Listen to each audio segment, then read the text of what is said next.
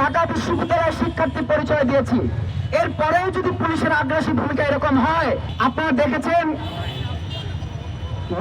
অপরাধ প্রমাণিত হওয়ার আগেই পুলিশের যে বেপরোয়া চরিত্র, পুলিশের যে গণবিরোধী চরিত্র, তা উন্মোচিত হয়েছে।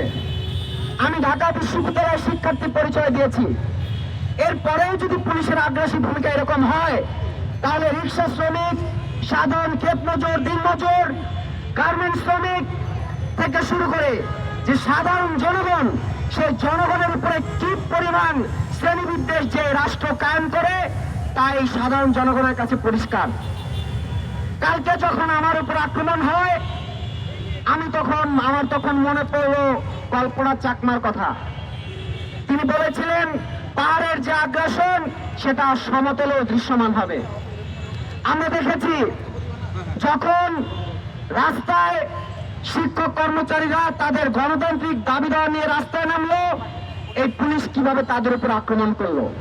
আমরা দেখেছি বিগত সময়ে ধর্ষণ বিরোধী আন্দোলনে যখন রাস্তায় ছাত্র নেতারা নামলেন, তখন উল্টো তাদের উপর মামলা দেওয়া হলো।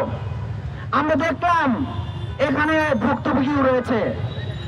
জুলাই অভ্যুত্থানের পরবর্তী সময়ে কি পরিমাণে মোরাল পুলিশিং করা হয়েছে, বাসের মধ্যে নারীদের হেনস্থা করা হয়েছে, এবং শাহবাগ থানা যে নারী হেনস্থাকারীদের আশ্রয় এবং প্রশ্রয়দাতা, সেটা আমাদের সামনে পরিষ্কার।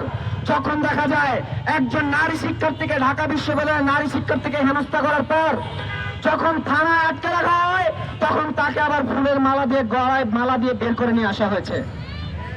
আমরা জানি যখন এদেশে সাধারণ শ্রমিকেরা ন্যায্য দাবি নিয়ে রাস্তায় নামে, তখন তাদের উপর গুলি করা হয়। শ্রম পুলিশ রাখা হয়েছে এটা কাকে পাড়া দেওয়ার জন্য? মালিক পক্ষের স্বার্থ রক্ষা করার জন্য। আজকে রাস্তায় যখন রিক্সা শ্রমিকেরা নামবেন, দেখবেন রাস্তায় তাদের জন্য কোনো যাতায়াতের ব্যবস্থা নেই। দেখবেন প্যাডেল চালিত রিক্সাকে তারা উপড়ে ফেলবে, কিন্তু ব্যবসায় কিন্তু করেছে ঠিকই বড় লোকেরা। আর রাস্তায় যখন তারা নামবে, তাদের উপর আক্রমণ হবে। সংগ্রামী বন্ধুগণ, এতগুলো কথা বললাম, ভাবতে পারেন যে আমার ঘটনার সাথে অন্যান্য ঘটনার সম্পৃক্ততা কি। আমরা মনে করি বিদ্যমান যে রাষ্ট্র ব্যবস্থা, এই রাষ্ট্র ব্যবস্থা কেবলমাত্র ধনিক শ্রেণীর এবং ব্যবসায়ীদের স্বার্থ রক্ষা করে চলে। যে রাষ্ট্র ব্যবস্থা বিদেশিদারি যারা দেয় নিজের দেশকে, যে রাষ্ট্র ব্যবস্থা মুখে ভারত বিরোধিতার কথা বলে কিন্তু ভারতের সাথে অসম চুক্তির কোন ফয়সালা করতে পারে না, যে রাষ্ট্র ব্যবস্থা পাহাড় এবং সমতলের বিভিন্ন জাতিসত্তার আত্মনিয়ন্ত্রণের অধিকারের প্রশ্নকে সমাধান করতে পারে না, অতঃপর আর উল্টো করে পাহাড়ে বেশি বেশি সেনা মোতায়েন করে, যে রাষ্ট্র ব্যবস্থা নারীকে জুলাই গণঅভ্যুত্থানে অগ্রসর ভূমিকা রেখেছিল, শুধু জুলাই গণঅভ্যুত্থান নয়, ইতিহাসের চালিকা শক্তি হিসাবে নারীরা যে অগ্রসর ভূমিকা পালন করেছেন, জুলাই গণঅভ্যুত্থানের পরে দেখেছি তাদেরকে আবার ঘরে পুরে রাখতে। যে রাষ্ট্র ব্যবস্থা শ্রমিকের ন্যায্য মজুরি দিতে পারে না, যে রাষ্ট্র ব্যবস্থা কৃষকের ধানের বা পেঁয়াজের ন্যায্য দাম দিতে না পারে, যে রাষ্ট্র ব্যবস্থা সাধারণ মধ্যবিত্ত জনগণের মাস শেষে না বিশ্বাস উঠে যায়, সে রাষ্ট্র ব্যবস্থা আমার মতো একজন শিক্ষার্থীর উপর যে মোরাল পুলিশিং করবে, এটা অবাক হওয়ার মতো কোনো জিনিস নয়।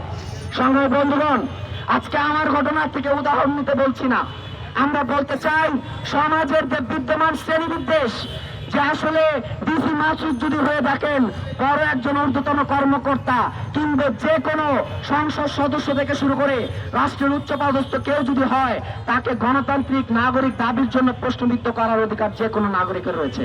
এই চর্চা যখন কেউ করতে চাবে, তখন দেখবেন ঢাকা বিশ্ববিদ্যালয়ের শিক্ষার্থী কেন, যখন সাধারণ শিক্ষার্থী বা সাধারণ নাগরিক পরিচয় কেউ যাবে, তাদেরকে দেখবেন ভিতরে পড়ে রেখেছে।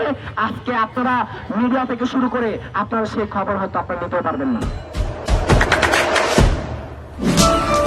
দেশে দেশে সবার সাথে দ্য নিউজ।